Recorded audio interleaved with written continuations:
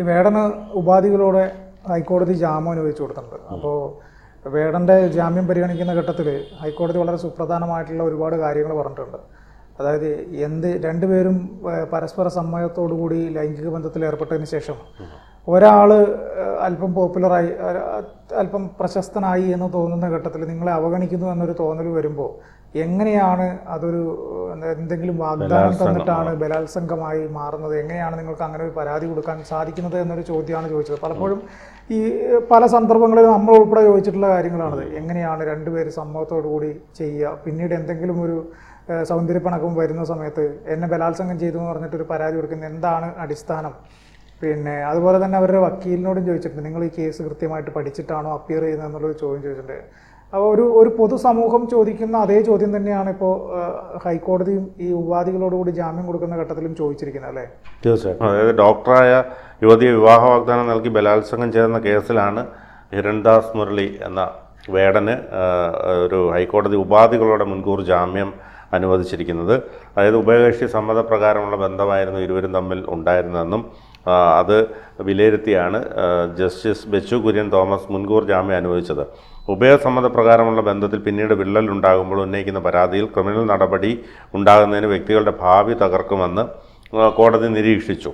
അപ്പോൾ ഇത്തരം ആരോപണം ഉന്നയിക്കപ്പെടുമ്പോൾ കോടതി ജാഗ്രത പുലർത്തേണ്ടതുണ്ടെന്നും പറഞ്ഞു.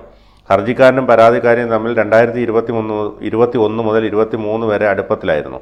പരാതിക്കാരി തന്നെയാണ് ഇക്കാര്യത്തിൽ മുൻകൈ എടുത്തത്. ഇതിനിടയിൽ ഒട്ടേറെ തവണ ഒന്നിച്ച് താമസിക്കുകയും ശാരീരിക ബന്ധത്തിൽ ഏർപ്പെടുകയും ചെയ്തു.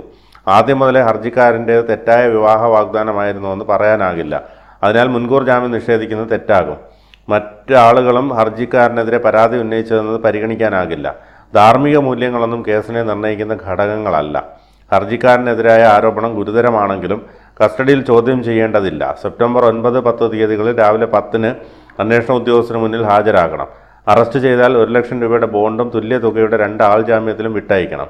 ഹർജിക്കാരനായ അഡ്വക്കേറ്റ് രാജീവാണ് ഹാജരായത്. ഇപ്പോൾ ഇതിൽ ഈ വേടൻ്റെ കേസിൽ സംഭവിച്ചതെന്ന് പറഞ്ഞാൽ ഈ വിജേഷ് സൂചിപ്പിച്ചതുപോലെ തന്നെ ഇത്തരത്തിൽ ഉഭയകക്ഷി സമ്മതപ്രകാരം ഇപ്പോൾ ഇതിൽ കോടതി പോലും കണ്ടെത്തിയത് ഇവരുടെ നിർബന്ധപ്രകാരമായിരുന്നു ഇയാൾ അവരോടൊപ്പം മുൻകൈ എടുത്തത്. അപ്പോൾ അതിനുശേഷം വേടൻ പ്രശസ്തനാകുന്നു, ഇവർ തമ്മിലുള്ള ബന്ധത്തിൽ ഉലച്ചിലുണ്ടാകുന്നു. ഒരുപക്ഷെ വേടന് കൂടുതൽ തിരക്കുകൾ വന്നപ്പോൾ ഇവരെ അവഗണിക്കുന്നതായി ഇവർക്ക് അനുഭവപ്പെടുകയും പിന്നീട് ഇവർ നിരന്തരം ഇയാളെ ശല്യം ചെയ്യുമ്പോൾ ഇയാൾ ഒഴിഞ്ഞു മാറാൻ ശ്രമിക്കുകയും ചെയ്തതിനെ തുടർന്നാണ് വേടനെതിരെ ഇവർ ബലാത്സംഗ കേസ് ഫയൽ ചെയ്തത്. അപ്പോൾ ഇതിൽ ഏറ്റവും പ്രധാനപ്പെട്ടൊരു വസ്തുത ഈ പറഞ്ഞതുപോലെ ഇതെങ്ങനെ ബലാത്സംഗമാകുമെന്നുള്ളൊരു ചോദ്യമാണ് ഉന്നയിക്കുന്നത്. കാരണം ഈ 2 വർഷക്കാലം ഇവരൊരുമിച്ച് സന്തോഷകരമായ ഒരു ബന്ധത്തിലേക്ക് ഏർപ്പെട്ടതിന് ശേഷം പിന്നീട് അതിനുശേഷം ഈ വേടൻ ഒഴിഞ്ഞു മാറുമ്പോൾ ബലാത്സംഗ കേസ് കൊടുക്കുന്നത് ശരിയല്ല എന്ന് കോടതി പോലും നിരീക്ഷിച്ചു എന്നുള്ളതാണ്. മറ്റുള്ളവർ ഇല്ലേ എന്നൊക്കെയുള്ള ചോദ്യത്തിന് ഇവിടെ പ്രസക്തിയില്ലെന്നാണ് പറയുന്നത്. ഒരുപക്ഷെ വേടൻ അന്നത്തെ കാലത്ത്, അതായത് ഇവരുമായി ഈ ശാരീരിക ബന്ധം പുലർത്തുന്ന സമയത്ത് ഒരുപക്ഷെ ഇവരെ വിവാഹം കഴിക്കാൻ താല്പര്യമുണ്ടായിരുന്നിരിക്കണം. പക്ഷെ പിന്നീട് മാനസികമായി അകലുന്നൊരു സാഹചര്യം വന്നു. ഇപ്പോൾ നമുക്ക് കല്യാണം കഴിച്ചവർ പോലും വിവാഹത്തിന് ശേഷം 2 കുട്ടികളൊക്കെ ഉണ്ടായതിനു ശേഷവും ഇവർ പിരിയാറില്ലേ? അപ്പോൾ സ്വാഭാവികമായും ഇതും അതേ തരത്തിലാണ് കോടതി കണ്ടതെന്നാണ് മനസ്സിലാക്കാൻ കഴിയുന്നത്. കാരണം കുറേ നാൾ കഴിഞ്ഞപ്പോൾ അയാൾക്ക് ഇഷ്ടമല്ലാതായി. അപ്പോൾ സ്വാഭാവികമായിട്ട് അയാൾക്ക് ഒഴിഞ്ഞു മാറാനുള്ള ധാർമ്മികത ഉണ്ട് എന്നതിൻ്റെ അടിസ്ഥാനത്തിലാണ് ഇതൊരു ബലാത്സംഗ കേസായി പരിഗണിക്കാനാകില്ലെന്ന് കോടതി അഭിപ്രായപ്പെട്ടത്.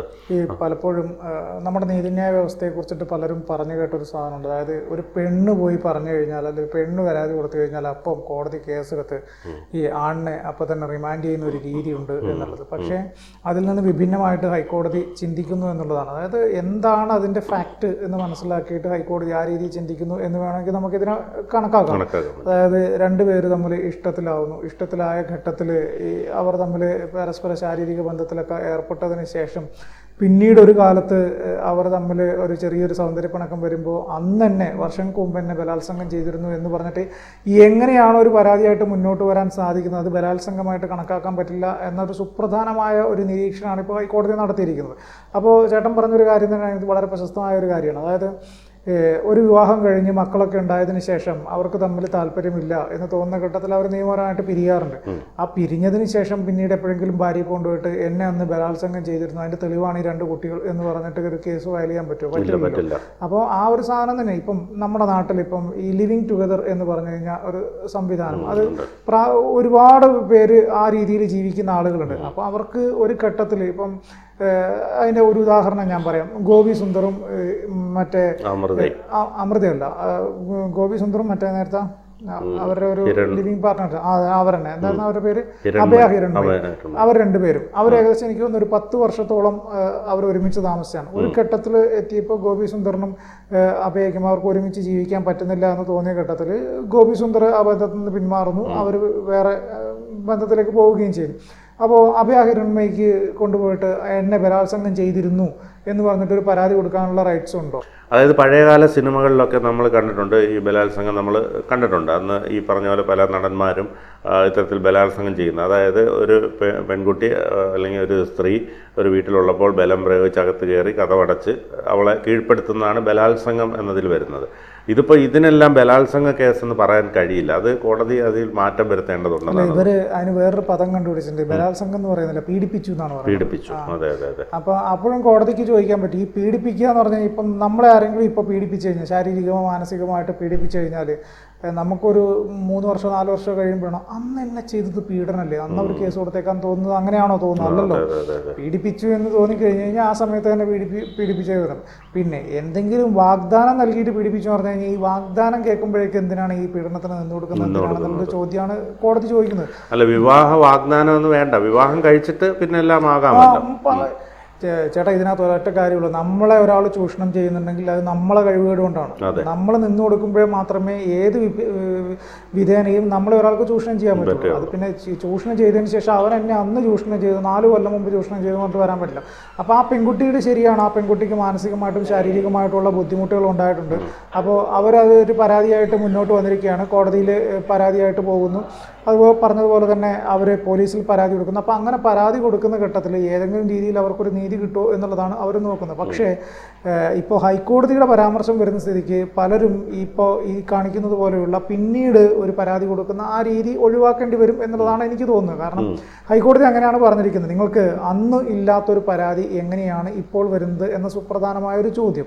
അന്ന് നിങ്ങൾ വളരെ സൗഹാർദ്ദപരമായിട്ട് രണ്ടുപേരുടെയും സമ്മതപ്രകാരം. ഇതിൽ വേറൊരു കാര്യം കൂടെ ഹൈക്കോടതി പറയുന്നുണ്ട്, അതായത് പെൺകുട്ടിയല്ലേ ഇതിന് മുൻകൈ എടുത്തത്. അതെങ്ങനെയാണെന്ന് വെച്ച് കഴിഞ്ഞാൽ പെൺകുട്ടിയാണ് ഇവൻ ആദ്യം മെസ്സേജ് അയക്കുന്നത്, ഇങ്ങനെ മെസ്സേജ് അയച്ചിട്ട് പരിചയപ്പെടുന്നതും പിന്നെ ഞാൻ അങ്ങോട്ട് വരട്ടെ എന്ന് ചോദിക്കുമ്പോൾ വരാൻ പറയുന്നത് ട്രെയിൻ ടിക്കറ്റ് ഉൾപ്പെടെ ബുക്ക് ചെയ്ത് കൊടുക്കുന്ന ഈ പെൺകുട്ടിയാണ്. അപ്പോൾ അതൊക്കെ മനസ്സിലാക്കിയിട്ടായിരിക്കണം ഹൈക്കോടതി ചോദിച്ചിരിക്കുന്നത്, നിങ്ങളല്ലേ ഇതിന് മുൻകൈ എടുത്തത്, പിന്നെ എങ്ങനെയാണ് നിങ്ങൾക്ക് ഇതൊരു പീഡനമായിട്ട് പിന്നീട് ഇത്രയും വർഷങ്ങൾക്ക് ശേഷം വരുന്നത് എന്നൊരു ചോദ്യം ചോദിക്കാം. എന്തായാലും ഇതുപോലുള്ള കേസുകളിൽ സുപ്രധാനമായ ഒരു നിരീക്ഷണമാണ് ഇപ്പോൾ ഹൈക്കോടതി നടത്തിയിരിക്കുന്നത്. ഒരു പീഡനം നടന്നു എന്ന് പറഞ്ഞിട്ട് വർഷങ്ങൾക്ക് ശേഷം എങ്ങനെയാണ് നിങ്ങൾക്ക് പരാതിയുമായിട്ട് വരാൻ പറ്റുന്നത് എന്നൊരു ചോദ്യമാണ് ഇപ്പോൾ ഹൈക്കോടതി ചോദിച്ചിരിക്കുന്നത്.